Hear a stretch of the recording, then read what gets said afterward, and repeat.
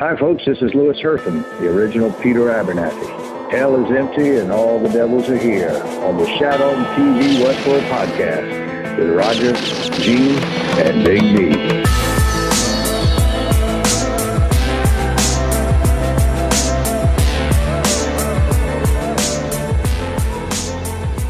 Welcome back to Shat on TV Westworld, the unofficial podcast companion piece of the hit HBO show Westworld. I'm one of your hosts, Gene Lyons, and alongside me is my co-host, Carrie Gross. Good evening. Roger Roper and Dick Ebert couldn't be here tonight, but this is our Instacast episode where we look back on this week's episode of Westworld and provide our immediate reactions. This week's episode was titled Les Ecorches. Carrie, what'd you think? My immediate thoughts on it, I really liked the episode. I felt like there was a lot of revelations. We were seeing some stuff online that said it was a little heavy-handed, and I mean, even Big D referred to it as Thanksgiving dinner. But I felt like we needed to have a lot of these things come to fruition for everybody to get on the same page that's been having their crazy tinfoil theories, you know, kind of go off script, off their narratives, so... Yeah, I felt Westworld brought this one in at just the right time. If they would have done it at episode 5, I think it was a little premature. Let people's ideas simmer a little bit, let those theories come out, and then just say, hey, everybody, make sure we're on the same page, we're talking about the same thing. And that kind of leads into the entire purpose of the episode title, the Les Escorches, which is basically French for the flayed man, right? Yeah, I mean, it means the human figure with the skin removed to reveal musculature. So I felt like it was appropriate for what this episode did for us, which was peel back a lot of layers and let us see, you know, what everything kind of meant. And almost in a more literal aspect, you know, we see what like the CPU holds and things like that. So, yeah, and aside from getting a cool look at, you know, Terminator Teddy going off and just racking up the kills, seeing a full-scale assault inside the Mesa, all that was a lot of fun. But in addition to that, we really got an episode that explained everything to everyone. And sometimes it felt like it was right in your face. And my first reaction was, man, Ford is sitting there and telling Bernard everything about everything. But then it made actual sense. If Bernard had finally arrived of his own accord into the cradle where Ford was waiting for him, of course he's going to tell him all the things he couldn't tell him before. Yeah, and I mean, we finally get to figure out what the intelligence that Bernard was working on was in fact Ford, and he is now existing in what we can only assume is the Cradle or the mesh network. And so, you know, we were kind of wondering if that was going to be another Bernard or if it was the Man in Black's intelligence or consciousness. So I think it's interesting to see that, you know, I've always thought that Ford was still in the story in some way, whether he was living out as avatars through other hosts or if his narrative was just living out via hosts in the mesh network. But to see that he actually exists somewhere is pretty interesting. And it wouldn't be Shat on TV if we didn't have something to say about the episode that didn't necessarily rub us the right way. And for me, it was these just-in-time moments. We had several times in the show where somebody had somebody at gunpoint or a bone saw against their head, and we were ready for the gut-crunching moment of something horrifying happening. And instead, there was a last-minute rescue, whether it was somebody getting shot from behind or somebody calling out at the last second. There were lots of those. I think I counted 5 or 6 in this episode. I was excited because we finally got to see, and I'm sure the Man in Black was excited as well because he has this entire time wanted to play a fair game with the hosts. So we finally get to see him take real hits, and we counted, 4 or 5 hits? Big D asked, you know, he was like, as a nurse, is he a host because he's still alive or is he dead? I mean, he took a shot to the stomach. His actual descending aorta. So either he's going to die or this is just a work of fiction and he will be fine, or he's a host. Right. I think my tally was once in each arm, once in the thigh, and then once to the chest or the abdomen. So he's in pretty bad shape. I was kind of surprised he was hiding as opposed to, again, and this is a really interesting thing, Man in Black, board member, well-respected within Delos, hides from the QA team as opposed to being like, hey guys, I'm right fucking here, help me out. Well, within minutes of this episode, we learn that the QA is there not to save anyone, that Delos is actually there to secure their assets, which is, I mean, we've kind of, thought it's the CPU or the material in Peter Abernathy's head, but it's confirmed that they don't care about saving the guests or the hosts or the employees, that they have one mission. Yeah, and it's interesting. We learned more about Delos in this episode than perhaps any episode before. In it, we also learned that making people disappear is nothing new to them. They actually speak about Charlotte Hale basically being able to make a person disappear. And, previously I'd said that it's unlikely that Arnold was a real person. And some of the evidence that I offered was that how do you make a person disappear like that? There's no shred of evidence of this guy, not even a photo. And according to Logan, and here we see how Delos maybe can do that, maybe is capable of subterfuge, of espionage, of doing some pretty underhanded black ops sort of things. And maybe it's not so far-fetched to think there was an actual Arnold and they did make him disappear. And we finally get to see, after all of the teasing in trailers and things on the internet, that they come across the cold storage that's holding the several copies of Bernard or Arnold. And Hale learns in that moment that Arnold is Bernard is a host. And, even makes the comment that I knew you had some skeletons in your closet, but I didn't know that they were actually you. And speaking of those Bernard units, we see several of them in the this bunker. I think there's at least a half dozen there from varying stages. You see more advanced Bernards that seem very recent, but it even seems to stretch back to early host models that have the metallic faces, kind of the robo heads, much like young Robert. And so we see that this Bernard has been evolved over time. I think it kind of plays a trick on us too, because now it's out there. We for sure know that, well, maybe not for sure, but we know that Arnold existed as a human being, and now is living out as a host as Bernard. There are several copies of him. We can stop trying to guess which timeline we're in by what Bernard is wearing. I feel like what this episode at least did for me is that I feel that the scenes where Hale and Bernard are together are the most present time.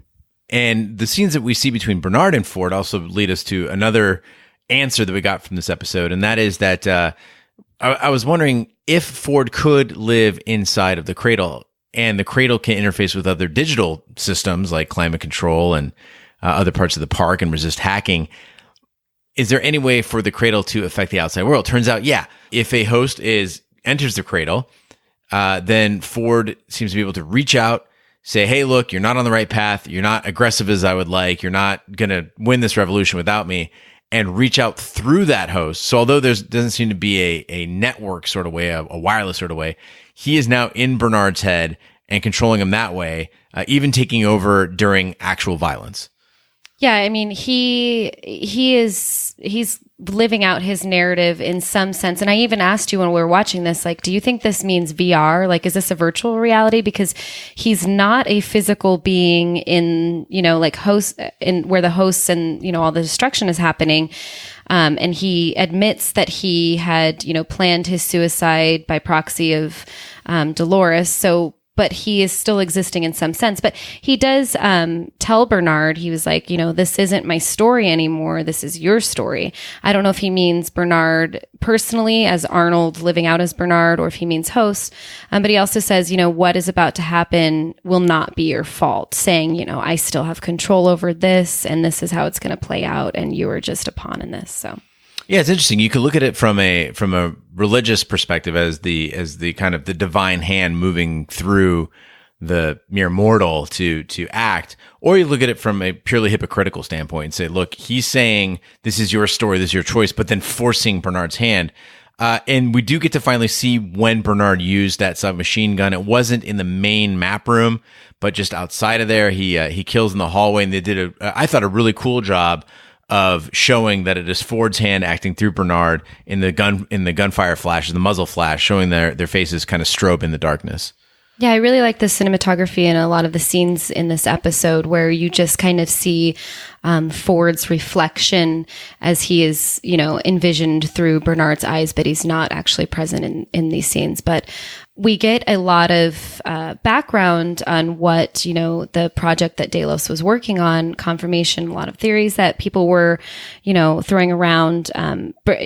Ford says to Bernard, "Don't you know what this place is?" And he explains that, these loops have been running for 30 years. And he refers to the park as testing chambers. And we learn that the guests are actually variables and the hosts are the controls. And what they're doing is making copies of guest information, decoding guests, confirming our whole immortality aspect of this series. So it's not about the hosts being in this park that's for recreational. Like they're definitely taking human data, and I hope we figure out soon what they're going to be doing with that. And it leads us to the idea of the Valley Beyond. So before we thought that the Valley Beyond was maybe a religious allegory, and it still could be, or maybe it is just a symbolic destination that they're trying to get to. It seems now that the Valley Beyond could be a hidden facility where the guest data is stored, right? So we've seen the Cradle where host data is backed up. Maybe there is a Valley Beyond where the guest data is. And we get a hint of that when Dolores says to Charlotte, "Hey, Hale, your hopes will die in the valley with all the souls you've gathered there." So basically, if a soul can be reduced down to data, they could all be sitting in there, sort of a purgatory until eternal life can be bestowed upon them. Dolores has always referred to the information that she was shown by the young William, that she's like, "I remember there," and refers to the valley as not a place, but a weapon. And if we're assuming that it's a facility that is storing human data, guest information to later, revive them into either simulated hosts or it's their consciousness stored, like that's a huge weapon to go there and destroy all of that that apparently human life is being stored there. Right. And as a parallel to the Valley Beyond, getting back to the Cradle, we did see how it was taken offline. We knew from previous episodes that the Cradle was torched. We now see that there was a scene where Angela makes her way to the Cradle and she lures in one of Coughlin's strike force members. So this is the guy that was kind of like a Ramsay Bolton type character who seemed a bit sadistic, and he gets in there and somehow, again, these are the moments in movies before. Maybe I just don't have the same sex drive as TV characters and stuff like that, but you're in a combat situation against hosts that can kill you. They've killed people all around this facility. You got her at gunpoint and you get seduced and you start making out with her. What the fuck? I was excited to see that she was empowered enough to take control of her narrative, which is that she is a seductive, beautiful, she's supposed to lure people in any aspect in the park. And she gets to use that as a weapon now and then pull this grenade and blow the motherfucker up. And it was a really impressive explosion. Congrats to the effects team. That looked really good. People watching at my house were kind of like, "Whoa, that's one hell of a grenade." But one final thing about the Cradle to think about too is we've talked about how the human consciousness can only exist for 30 or so days inside of James Delos. Here we get a direct explanation from Dr. Ford that if you were uploaded into the Cradle, you can live basically forever and your mind will not degrade. You basically can exist there because the mind is not rejecting its reality. It's aware of its reality. I'm in a construct in a data set. And I'm okay with that. I'll just live on. Yeah, I mean, we see him existing there and that's what I was trying to clarify, and almost like a virtual reality kind of Black Mirror thing. But that as soon as you try to implant that into a physical host body, then you start to see degradation. So I don't know if the intelligence just hasn't caught up yet, and if it's something that they're holding out for, or if, it's something that only Ford knows about. But what I thought was interesting is that we hear in this episode for the first time the information stored in Peter Abernathy's brain referred to as the key. It's been referred to as the CPU or the information or the intelligence or, the data that we need to the subject or whatever. But I thought it was kind of interesting because, they keep referring to the Man in Black's journey in this one as there's a door. And so I'm wondering how this kind of intertwines with that. We see Dolores with the control unit presumably out of Peter's head. She's holding it. It's got a little bit of blood on it. And she essentially has now the key. Basically, Charlotte said you got to cut it out of his head. And so she's like, sure, happy to. So she's got it and she seems to take off with it. But then you see Bernard being interrogated about the location of Abernathy's control unit.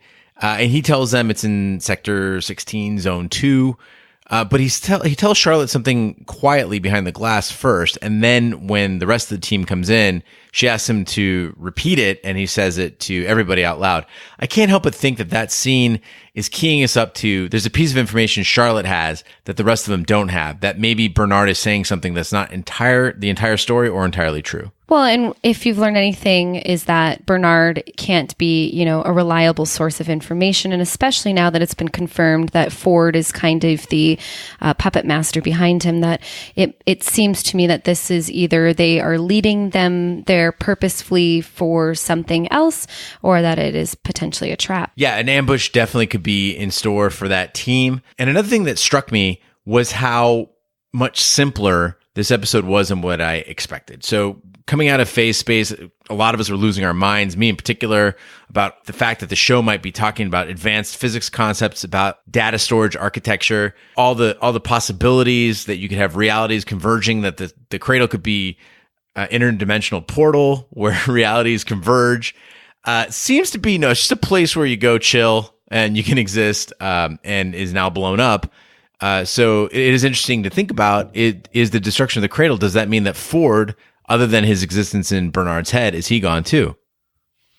I thought this episode was, we needed it at this point. Everybody was so far gone in different theories, and, Teddy is Bernard and Bernard is Teddy. And now we see that, no, Teddy is just the fucking Terminator killing everybody and being a badass. And we figure out who Bernard is and, where Ford is in his control of the situation. And for the people, that were writing in and saying that they were kind of a little thrown off that Dolores still had so much love for her father. And couldn't she see that if she was woke, that she wouldn't care about this person that way? And then she cuts his head open and steals the CPU. So I don't think that she's on narrative anymore. We figured out who Bernard is. Teddy's killing people.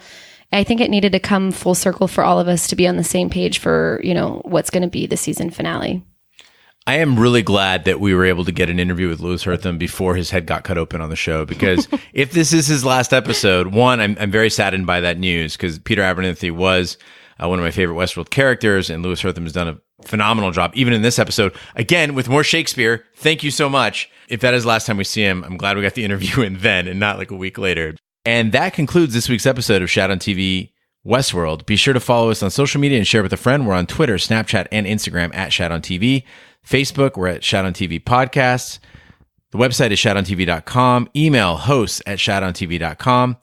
And wherever fine podcasts can be found, including iTunes, Google Play, Stitcher, and YouTube, be sure to subscribe. And if you hit us up on iTunes, be sure to leave a review that helps the podcast grow. Again, this was just the Instacast, our instant reactions. If you'd like to hear the deep dive where we go deeper into these ideas and more, please catch up with us on Tuesday right here at Shat on TV Westworld. And if you have ideas you'd like to get in before the deep dive, be sure to email us. Once again, the email address is hosts@shatontv.com. On behalf of my co-hosts, Big D, Dick Ebert, Roger Roper, and Carrie Gross, I'm Gene Lyons. Be sure to join us Tuesday for the deep dive. Thanks for listening, and we'll see you at the Mesa.